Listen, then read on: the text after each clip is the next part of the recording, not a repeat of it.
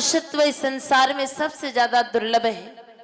मानव तन मिलना और मानव तन वास्तव में मेरे भाई बहन बहुत दुर्लभ है, बहुत मुश्किल से मिलता है। बड़े भाग मानुष तन पावा, सुर दुर्लभ सब ग्रंथ ही गावा। देवताओं को भी दुर्लभ है मेरे भाई बहन, और सारे ग्रंथ, सारे देवी देवता, सारे ऋषि मुनि यही कहते हैं कि मानव तन बड़े भाग्य से मिलता है, बहुत दुर्लभ है।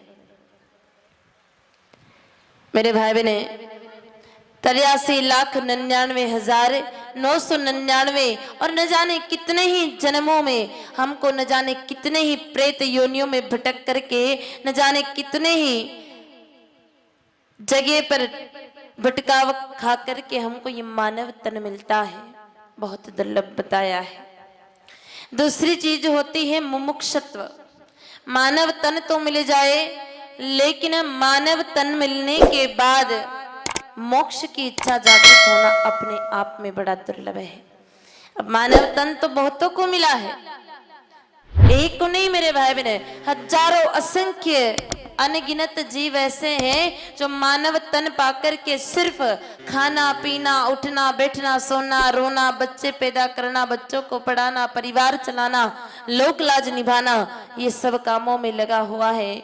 कोई बिरला ही होता है मेरे भाई बहन, हजारों में कोई एक या लाखों करोड़ों में कोई एक जिसके जीवन में मोक्ष की इच्छा जागृत हो जाती है।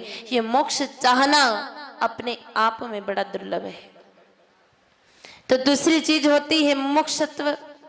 तीसरी चीज बताई हमारे आद्य गुरु शंकराचार्य जी भगवान ने, और वो है महापुरुष संश्रय, यानी कि किसी सदगुरु का आश्रय बहुत दुर्लभ है। आज गौर करिकार में तो मेरे भाई बहने कोई गुरु भी मिल जाए तो बड़ा दुर्लभ है, और सदगुरु तो वैसे ही मुश्किल से ही मिलते हैं।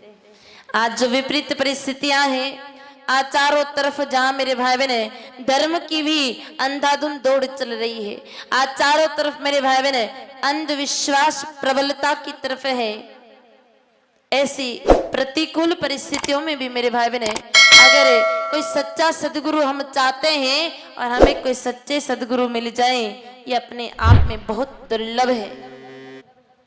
और चौथी चीज बताई हमारे गुरुदेव भगवान शंकराचार्य जी ने कि भगवान की कथा अपने आप में बड़ी दुर्लभ है। चौथी चीज बताई भगवान की कथा। जिस प्रकार मानव तन, मोक्ष और सदगुरु का आश्रय मिलना मुश्किल है, मेरे भाई बहन ये भगवान की कथा मिलना भी बहुत मुश्किल है। अनंत जन्मों के पुण्य जगते हैं तब जाकर के जीव ये भगवान की कथा सुन पाता है। और मेरे भाई बहन ये बात तो हमारे भगवान वेदव्यास जी महाराज ने भागवत जी में भी बताई है। कहते हैं मेरे भाई बहन, प्रसंग आता है भागवत जी में कि जब राजा परीक्षित जी को श्राप लगा, 7 दिवस के अंदर अंदर तक्षक नाग के द्वारा डसने के कारण मृत्यु को प्राप्त राजा परीक्षित को जब होना था, सारा राजपाट वैभव छोड़कर के गंगा तीर पर आकर के राजा परीक्षित विराजमान हो गए। तब मेरे भाई बहन सुखदेव जी महाराज उनको कथा सुनाने के लिए आने लगे। अब देखो मेरे भाई बहन, इधर तो सुखदेव जी महाराज राजा परीक्षित को कथा सुनाने के लिए पधार रहे हैं, और इधर कुछ देवता अपने हाथ में अमृत कलश लिए हुए पधारे। आकर के कहा, भगवान आप परीक्षित को कथा सुनाने जा रहे हैं, हम जानते हैं कि 7 दिन में उसकी मृत्यु आना तय है, आप ये अमृत कलश ले लीजिए और थोड़ा सा अमृत राजा परीक्षित को पिला दीजिए। और राजा परीक्षित अगर इस अमृत का पान कर लेंगे तो जिंदगी में तो क्या हजारों तक्षक भी आ जाएं तो किसी सूरत में राजा परीक्षित को मार नहीं सकते, वो अजर अमर हो जाएंगे। अमृत जो पीता है वो मृत्यु को प्राप्त नहीं होता है, वो तो अमर हो जाता है। सुखदेव जी महाराज ने विचार किया, अरे भाई ये तो देवता है, और देवता कभी घाटे का सौदा तो करते नहीं है, जरूर इसके पीछे कोई न कोई राज है। तुरंत देवताओं ने कहा, प्रभु आप ये अमृत तो उस राजा परीक्षित को पिला दीजिए, और जो ये कथा रूपी अमृत आप राजा परीक्षित को सुनाने जा रहे हैं, वो कथा आप बदले में हमें सुना दीजिए।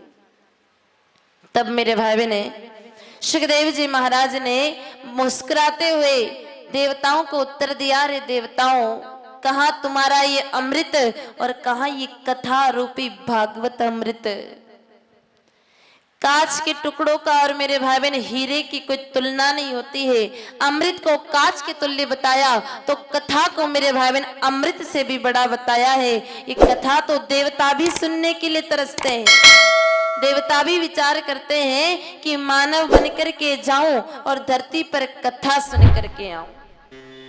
विचार करिए, जिस कथा को सुनने के लिए देवता तरसते हैं, जो कथा बड़ी दुर्लभ बताई है, जो कथा मेरे भाई बहन सौभाग्य से भाग्य से मिलती है, ऐसी कथा को विगत 3 दिवस से हम सभी बड़े भाव से यहाँ गौशाला की धरती पर बैठकर के श्रवण कर रहे हैं।